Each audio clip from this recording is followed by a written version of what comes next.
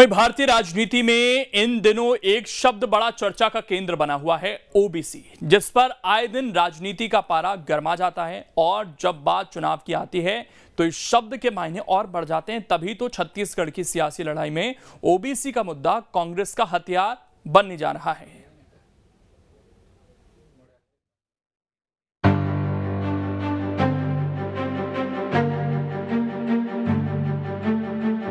भारतीय राजनीति में एक कहावत बड़ी प्रसिद्ध है, जाति है कि जाति नहीं। जी हाँ, जाति के बिना राजनीति यानी जल बिना मछली। तभी तो जैसे ही चुनावी समर का ऐलान हुआ, जाति का मुद्दा गरमाने लगा। एकाएक ओबीसी समाज की सबको फिक्र होने लगी। खासकर विपक्षी दल ओबीसी जनगणना और उनके उत्थान के लिए बड़े चिंतित नजर आने लगे और इसकी कमान संभाली है कांग्रेस नेता राहुल गांधी ने।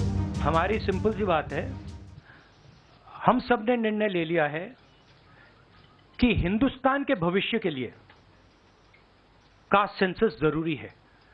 एक कास्ट सेंसस के बाद एक नया डेवलपमेंट का पैराडाइम खुलेगा और हमने निर्णय ले लिया कि हम ये काम करेंगे।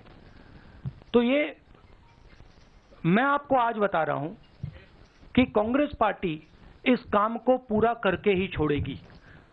और याद रखिए, जब हम वायदा करते हैं, हम उस वायदे को तोड़ते नहीं हैं। ओबीसी जनगणना और उनके आरक्षण से जुड़े मुद्दे पर राजनीति को हवा देना कोई नया नहीं है। जब जब चुनावी समर आता है तो ये मुद्दे पिटारे से बाहर आ जाते हैं। किसी जमाने में ओबीसी आरक्षण पर मौन रहने वाली कांग्रेस अब इस पर स्टैंड लेती दिख रही है। खासकर छत्तीसगढ़ में ये मुद्दा कुछ ज्यादा ही गूंज रहा है, क्योंकि पहले प्रियंका गांधी ने कांकेर से ओबीसी जनगणना का बिगुल फूका और कह दिया कि उनकी दोबारा सरकार बनने पर ओबीसी जनगणना होगी। आपका ध्यान इधर उधर भटकाने की कोशिश करते हैं। कभी धर्म की बात करेंगे, कभी कोई और बात उठाएंगे जिससे आपके जज्बात जुड़े हैं। लेकिन जब सही बात आती है, जिससे आपके अधिकार बनेंगे, जिससे आप मजबूत बनेंगे, तो मौन हो जाते हैं। इनसे पूछिए क्यों नहीं कर रहे हैं जाति जनगणना। आज मैं यहाँ खड़े हुए घोषणा करना चाहती हूँ, बघेल जी से मैंने बात की है, अगर हमारी सरकार दोबारा छत्तीसगढ़ में आएगी तो बिहार की तरह यहाँ भी जाति जनगणना कराई रहेगा। बिहार से शुरू हुआ ओबीसी जनगणना का ये सिलसिला आखिर छत्तीसगढ़ में क्यों सियासत का मुद्दा बन रहा है, उसके लिए आपको इन आंकड़ों से समझना होगा। छत्तीसगढ़ में ओबीसी आबादी लगभग 1 करोड़ 26 लाख है। छत्तीसगढ़ की कुल जनसंख्या का 41% ओबीसी है। ओबीसी में भी साहू समाज पहले नंबर पर है। अन्य पिछड़ा वर्ग की 95 जातियां हैं। 16 जिलों में ओबीसी आबादी 50% से ज्यादा है।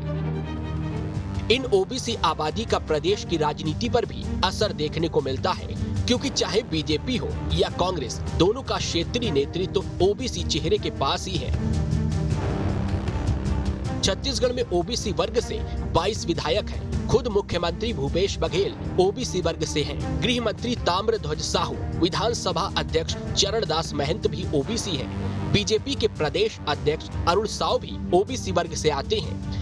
रायपुर सांसद सुनील सोनी, नेता प्रतिपक्ष नारायण चंदेल भी इसी वर्ग से हैं। यानी छत्तीसगढ़ जहां आदिवासी समाज को केंद्र में रखकर राजनीति की जाती है, वहां ओबीसी पॉलिटिक्स का नया एक्सपेरिमेंट कांग्रेस करने जा रही है, क्योंकि आखिर में ओबीसी ही बेड़ा पार लगाएंगी। Team News state.